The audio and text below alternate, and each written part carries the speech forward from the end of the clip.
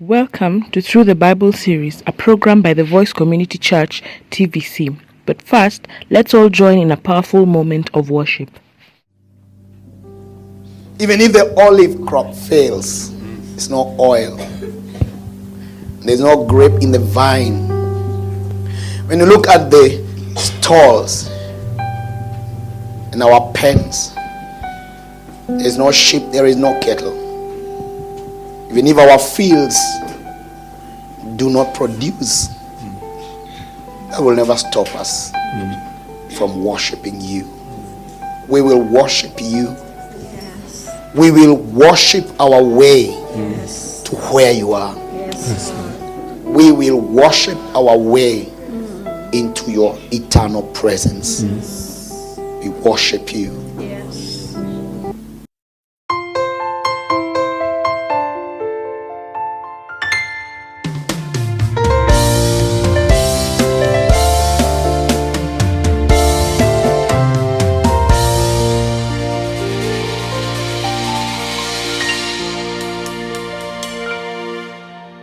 Intensify in me the fear of the Lord.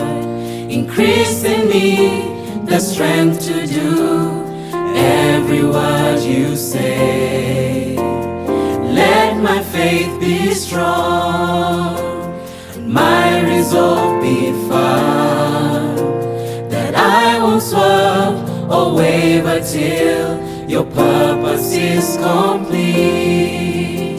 Intensify in me the fear of the Lord. Increase in me the strength to do every word you say.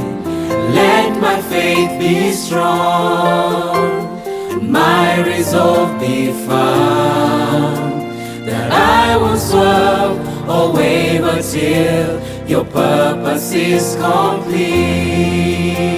Show me the way to walk in your truth. Teach my heart to honor your name. Show me the way to walk in your truth. Teach my heart to honor your name. Intensify in me the fear of the Lord. Increase in me the strength to do every word you say. Let my faith be strong, my resolve be firm, that I won't swerve or waver till your purpose is complete. So show me the way to walk in your truth. Teach my heart to honor your name. Show me the way to walk in your truth. Teach my heart to honor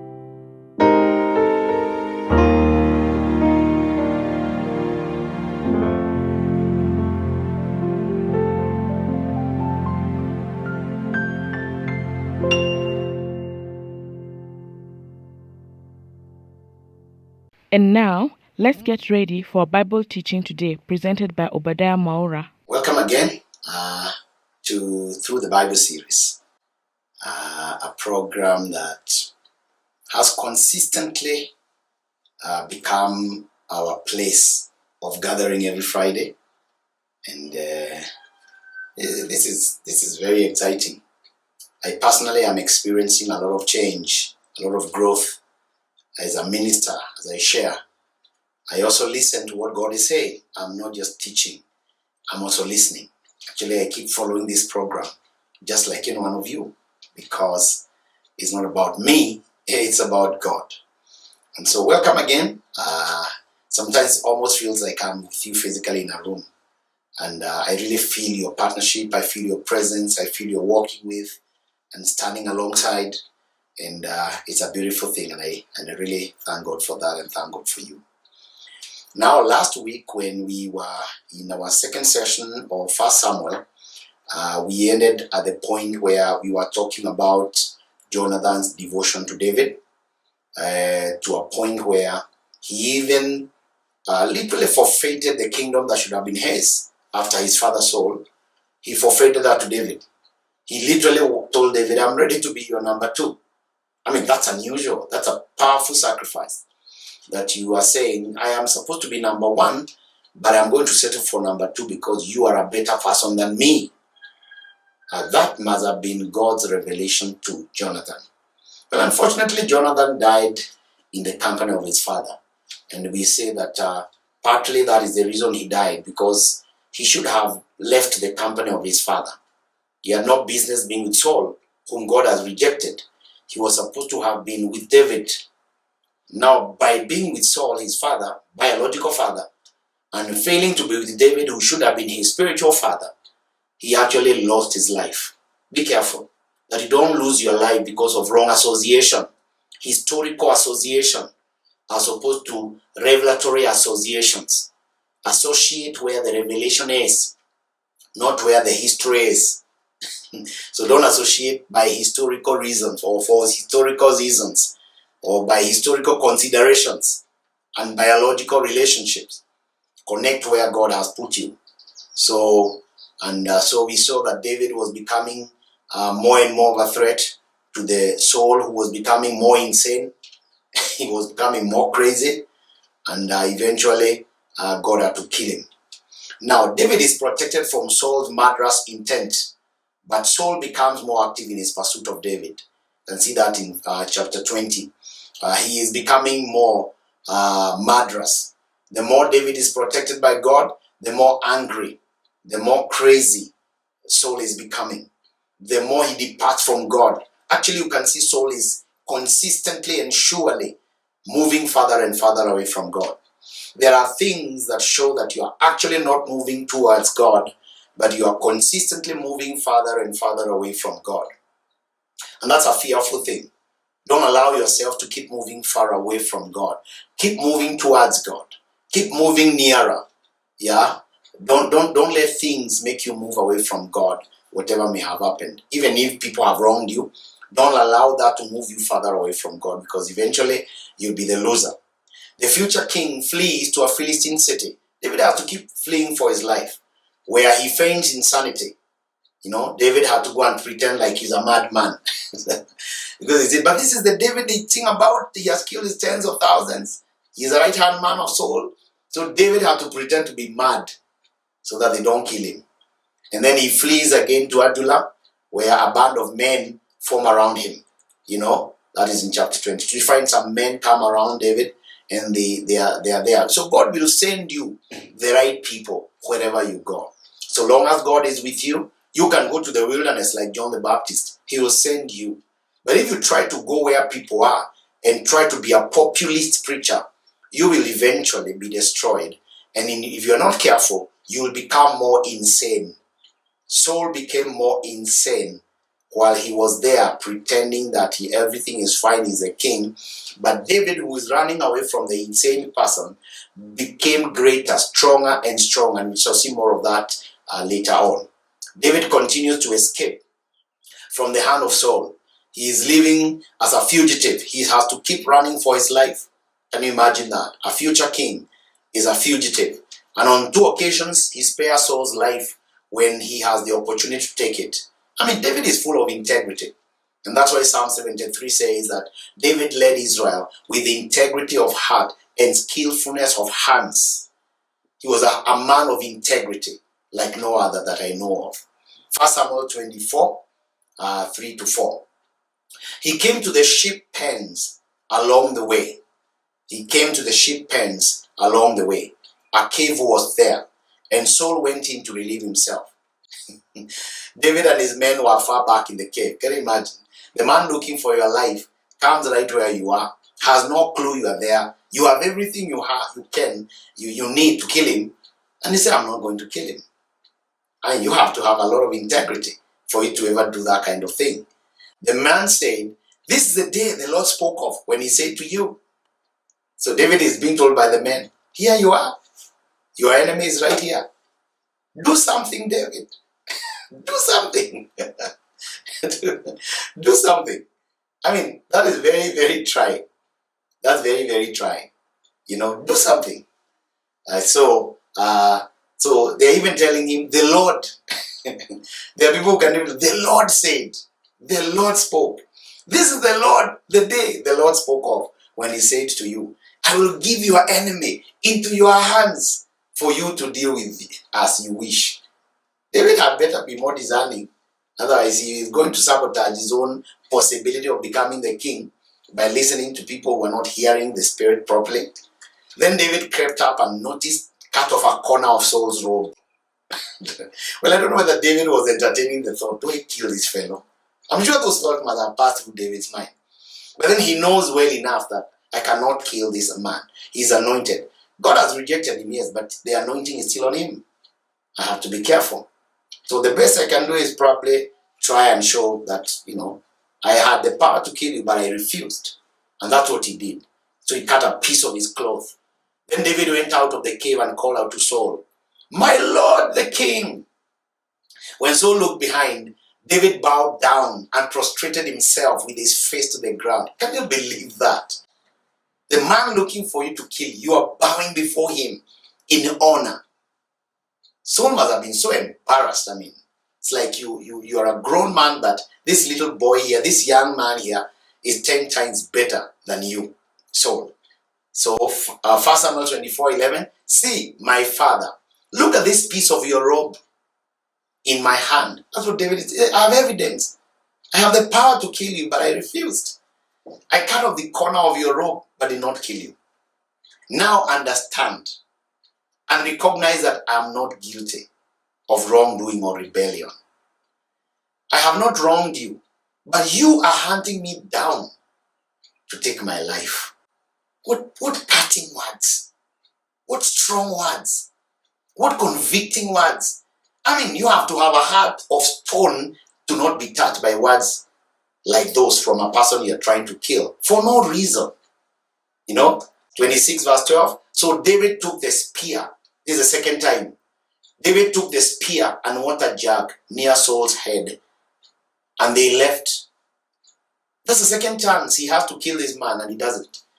Found him and took the spear to, they were sleeping, and, David crept in there, no one saw or knew about it, nor did anyone wake up. They were all sleeping because the Lord had put them into a deep sleep. God is behind here. All this drama, God is behind it.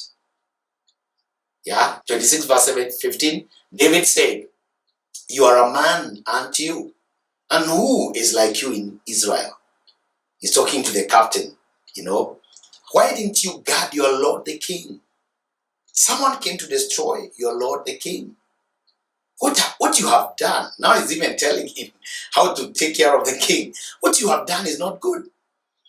As surely as the Lord lives, you and your men deserve to die, because you did not guard your master, the Lord's anointed. Look around you. Where are the king's spear and water jar that were near it? I think he's talking to Abner, the leader, right? So he's telling him, why didn't you protect the king? Why didn't you? Where were you? And then Saul woke up. He recognized David's voice and said, is that your voice, David, my son. Even the devil can call you his son when you want to destroy you. What are you looking for, Samuel? This Saul, this is the second time you're still hunting down this young man to kill him. Don't you have sense, Saul? Not little sense to go home, sleep, wait to die so that David can take over? You have not enough sense to understand God left you and is with David. Now, when a man is under the wrath of God, it is impossible to save him. Think about that. When a man is under the wrath of God, it is impossible to save that man. David spared Saul twice, but the Lord was determined to destroy him because of his rebellion against God. So God saved David from shedding Saul's blood. See, that is not for you to kill. I'm the one who will kill Saul, myself, in the hands of his enemies. The people I gave him victory over are the very people I'll use to kill him. So David, don't bother. That's my business. I'll take care of it. And it's always good to know what is God's business and what is your business. Don't take care of God's business. God knows how to take care of his business better than any one of us. So don't try to fix things. Don't judge. Let God judge. Don't push people. Don't wish them evil. Wish them good. Bless them. Even those who curse you. That's what Jesus said. Even when Saul, out of desperation, seeks the help of a medium. This guy is gone. Now he's consulting mediums. And he's telling the medium, call me the spirit of Samuel. By this time, Samuel is dead. But he can't believe. I have no help. Call for me the spirit of Samuel. I mean, that's how far and how low Saul has stooped. Yeah? So help, he's looking for the help of a medium to get Samuel back from the dead for advice. Because he's facing the Philistines on Mount Gilboa. What he doesn't know, you're going to Mount Gilboa to die. And Saul, not Samuel, nobody can help you. Your fate is already sealed, Saul. Mount Gilboa is where you are going. And Mount Gilboa is where you are going to die. I mean, it's like today, you'll be dead. Before this day is over, you'll be a dead man, Saul. Sometimes it's good to know when you're approaching the end of your life so that you do the right thing. If this man knew, that would have been the moment to correct himself. He would have quickly called David and sorted things. And yeah, God would still kill him, but he would have died well. No, he died a bad death, right? So he's desperate. He's seeking for help, even to going to a medium. He has already said there should be no medium. They should be killed as a way of looking holy and clean, But he doesn't mean it. Can you see the hypocrisy? You are the one who is hunting down mediums in the name of cleaning us of mediums and wrong spirits, yet you are looking for them. Also, during the day you say no mediums. At night you go consulting them. Just like some of our politicians, during the day you see them in the church. At night they go to the witches to consult them, to win elections. What a shame. This is exactly what happens. And not even Samuel can help Saul. Yeah, he wants to get some advice from Samuel about going to the mount, but he doesn't know Mount Gilboa is your place of death. It's not your place of life. Mount Gilboa for you, Saul, is your place of death. This is where I'm going to terminate this contract I have with you of being the king over my people. That's where I'm going to end it. Yeah? So even when Samuel was called by this medium, the Lord used the dead Samuel to rebuke Saul again and to even pronounce his final doom. So he's all, you calling me from the dead cannot save you. You will still die where you're going. You're going to be dead and you'll come to me. Jonathan should never have sided with his father after he found a new relationship with David. That's what I said earlier. The moment he found David, that's when you should have severed relationship with his father. As David is running and hiding, Jonathan should have been there next to him, like Moses and Joshua. When God gives you a new and correct spiritual relationship, you must sever links to the old inaccurate relationships. Once God brings you into correct order of spiritual order, maybe you're in a wrong spiritual order, and then God in his mercy takes you and moves you away from some dead church, some dead relationships, some dead ministry, some dead ministers, some people who don't hear God. God moves you out of there and connects you with people that are going places with God.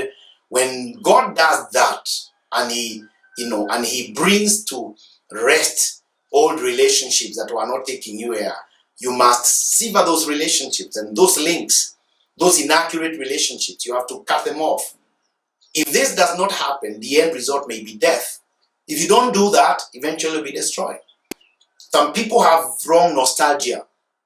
Some relationship God told you, this is a wrong relationship. These are the wrong people to hang out. These bishops you have here, or this bishop here, this pastor you have here is immoral, is evil, disconnect and stuff. But then you still want to hang around because you don't have the confidence and the courage to tell him that I'm cutting links, even though you know what's going on. So if that doesn't happen, then be ready for your own death, spiritual death, and probably even physical. In spite of Saul promising that he won't continue pursuing David, every time he is caught with his pants down, so to speak, he promises all kinds of things. But you know what? Remember, there is a spirit that was allowed by God to torment him. The next thing, he is looking for David. I mean, you don't want to come under the wrath of God. You don't want that. Nobody wants to come anywhere near the wrath of God. So he promises, I will never follow you. I will, but the next moment he's mobilizing a whole army to follow David, to kill him. Yeah? So, and this is what he did day after day. Day after day. David, therefore, finally decides to cross over to another territory. He went to Achish, king of Gath, for refuge. So he goes there among the Philistines, the enemies of Saul, to hide there because he realizes this man one day will actually kill me. Let me run for my life away from Israel and go to another territory. He literally went into exile. So David decides that the best way to save his life is to actually go to exile. And he went into exile in Gath. And we see how eventually he's given a place in Ziklag to stay together with his people with him. So let's read a bit of that. 1 Samuel 27. But David thought to himself, one of these days, I'll be destroyed by the hand of Saul. It's good to tell yourself things. The best thing I can do is to escape to the land of the Philistines. Then Saul will give up searching for me anywhere in Israel, and I will slip out of his hand. That's wisdom. So David and the 600 men, he has an army of 600 men with him, left and went over to Achish, son of Maok, king of Gath. David and his men settled in Gath with Achish, each man and his family with him. And David had his 2 wives. Remember, he has a wife called Ahinoam of Jezreel and Abigail of Carmel, the widow of Nabal, the fool. When Saul was told that David had fled to Gath, he no longer searched for him. That was God. Cross the border. Sometimes your safety is beyond the border, beyond the limitations of your thinking and your imagination, beyond the border of your comfort, beyond the border of what you know. That's where your safety is. Your safety is not in the normalcy of life. Your safety is not in what looks familiar. Your safety is in what is unfamiliar. So David went to what is unfamiliar, beyond the border of what is familiar. And Saul could not get him there. There is a place in God where the enemy cannot easily find you. And if you cross that bridge, the enemy may not easily find you. Beautiful thought, yeah? Achish assigned Ziklag to David, and he settled there for 1 year and 4 months. For 1 year and 4 months, the man is settled there. He's living there. He would go and raid and come back quietly. And whenever he went to raid people, he killed everybody. He left no evidence. David was bad. No evidence that he was there. Find a place, kill everybody, take away everything, come back and keep quiet in Ziklag. That's how he lived there for 1 year and 4 months. When the Philistines attacked Israel, Now, this was now the tricky bit. The people you are living amongst now are going to war with your home. Now, that's dangerous. The king already believes in Achish loved David. He knows David is a good man. He wants to go with him, but his noble saying, no, this guy has to go back. That's what happened. So David and his men teamed up with the army of Gath. But some of the people from Gath felt that David should not go to war. Because he said, this guy can change his mind. Remember, he is a man of Saul. And he may want to please Saul by betraying us. And they were right. But David was definitely not going to do that. Yeah, so they said David should not go to war with us in case he might turn against us and join the Israelite forces. We are going to fight his own people. He may change. On their return to Ziklag, however, so they are told, go back home, you guys. You can't go to war with us. So they are going back after about 3 days. They found the place raided and all their wives, all their children, everything, their cattle, everything taken away. Oh, what a devastation. They went to help their hosts. But now, some other Amalekites actually came and attacked Ziklag. Because they knew these guys have gone to fight the Philistines. So they came from behind. The Amalekites came from behind and took over Ziklag. Burned down everything. Carried all the wives and the children. David and the men with him were distraught. And some of the men talked of stoning David. They said, we're going to stone you. Bible has drama, I tell you. But David encouraged himself in the Lord. Let's read that. Because probably some of you don't know these stories are in the Bible. Yeah, 1 Samuel 30. David and his men reached Ziklag on the 3rd day. Now the Amalekites had raided the Negev and Ziklag. They had attacked Ziklag and burned it, and had taken captive the women and all who were in it, both young and old. They killed none of them. That's a good thing. They didn't kill them, but they carried them off as they went on their way. When David and his men came to Ziklag, they found it destroyed by fire, and their wives and sons and daughters taken captive. What a devastation.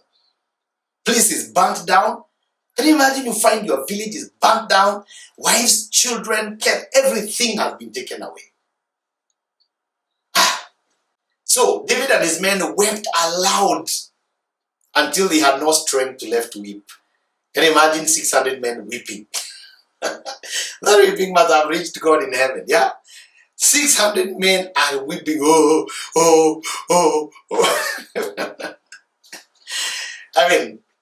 David's 2 wives have been captured.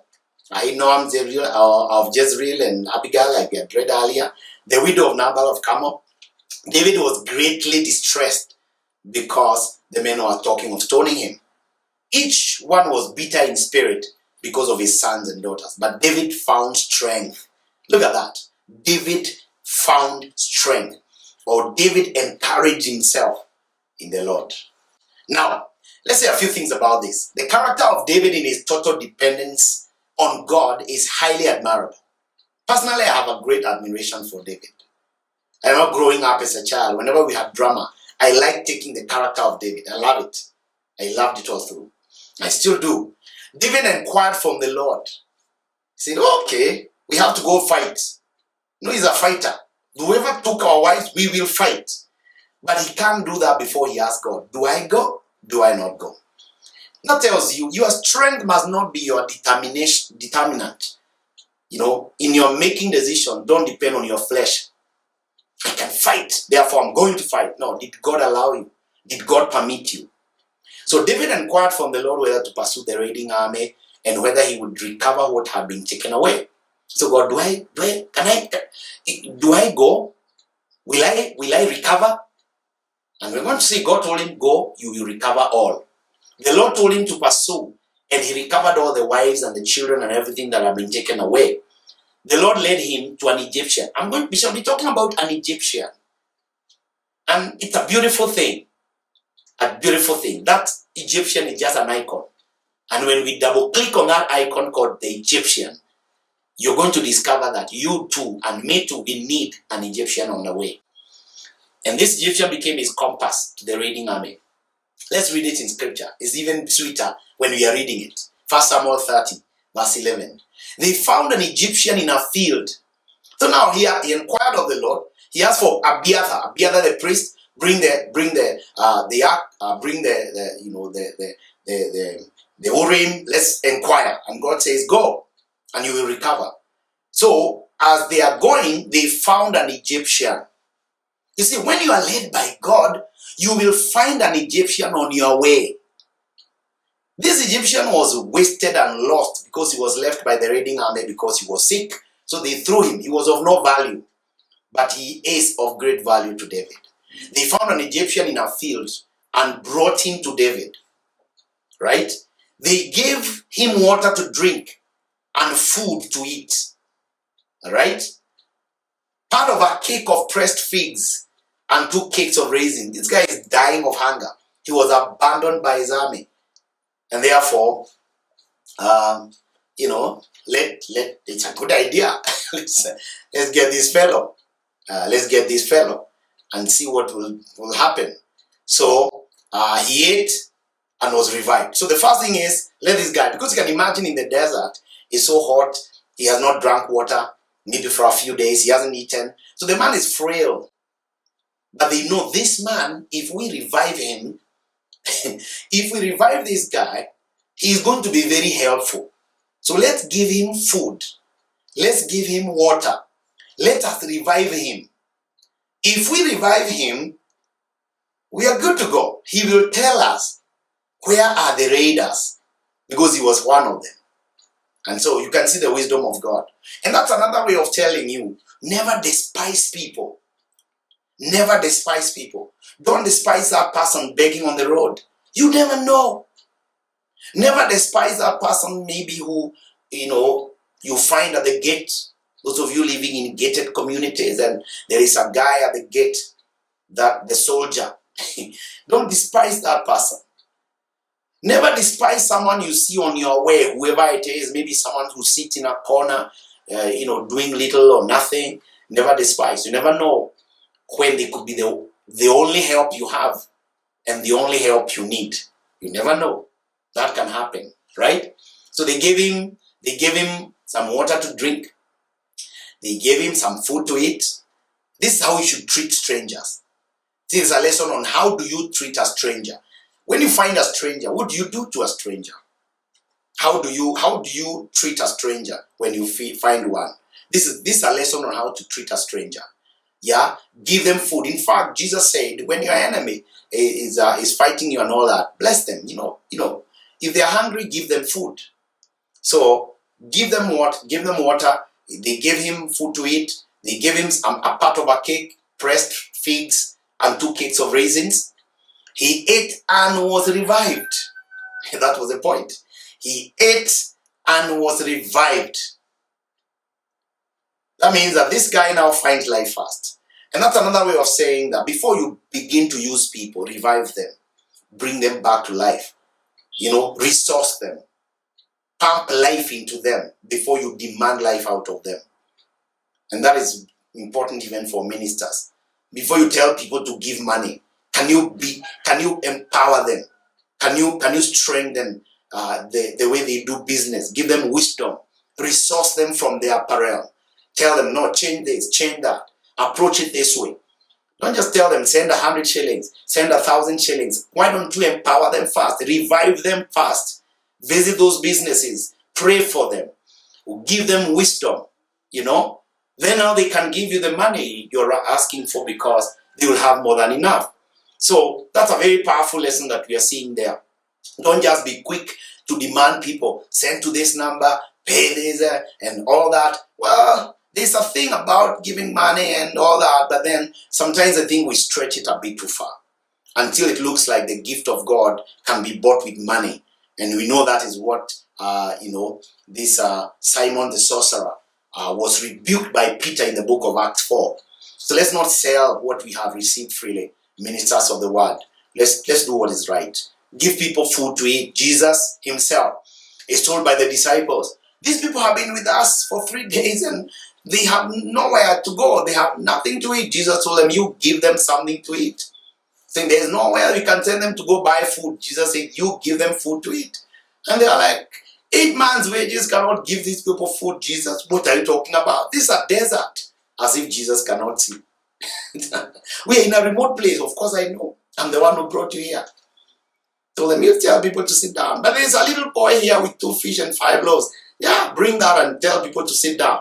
You can almost tell Jesus is like wondering what kind of apostles are these unbelieving apostles. Tell people to sit down. I think that's the best job you can do. Catering and waiting on people. Not even catering actually. You're a good waiter. Just wait on people.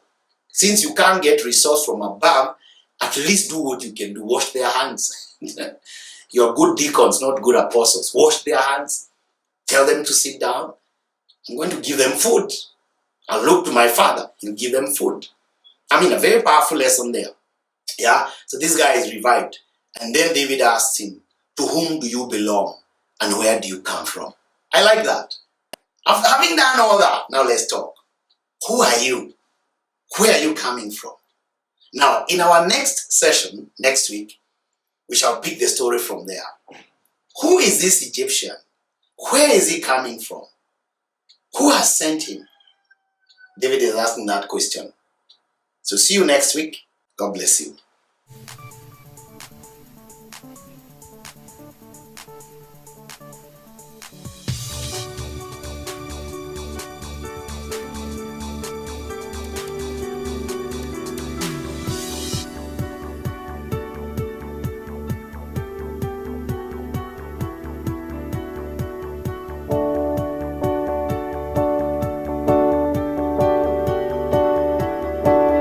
Your word is a lamp unto my feet and a light unto my path.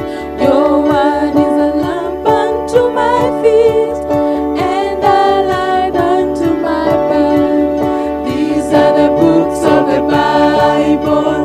These are the books of the Bible. Acts and Amos, Colossians, First and Second Chronicles, First and Second Corinthians, Daniel, Deuteronomy, Acts and Amos, Colossians, First and Second Chronicles, First and Second Corinthians, Daniel, Deuteronomy. These are the books of the Bible.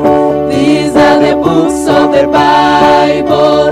Esther, Ezra, Ezekiel, Exodus, Ephesians, Ecclesiastes, Galatians, Genesis, and Habakkuk. Esther, Ezra, Ezekiel, Exodus, Ephesians, Ecclesiastes, Galatians, Genesis, and Habakkuk. These are the books of the Bible. These are the books of the Bible. Haggai, Hebrews, Hosea, Isaiah, James, Jeremiah, Job, and Joel, and the Gospel of John. Haggai, Hebrews, Hosea, Isaiah, James, Jeremiah, Job, and Joel, and the Gospel of John. These are the books of the Bible. These are the books of the Bible. Jonah, Joshua, Jude, and Judges, First and Second John, Kings 1, 2, and Lamentations, Leviticus, Luke.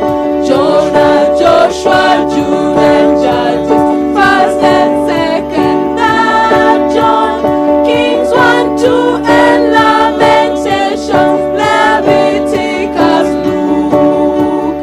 These are the books of the Bible. These are the books of the Bible. Malachi, Mark, and Matthew, Micah, Nahum, Nehemiah, Numbers, Obadiah, First and Second Peter. Malachi, Mark, and Matthew, Micah, Nahum, Nehemiah, Numbers, Obadiah.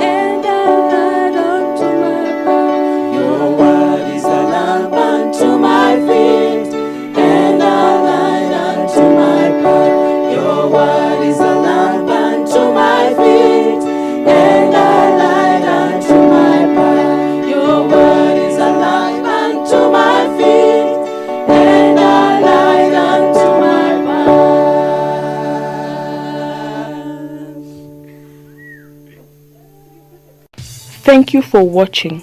Join us next week, same place, same time. You may also follow us on our social media pages as displayed on the screen.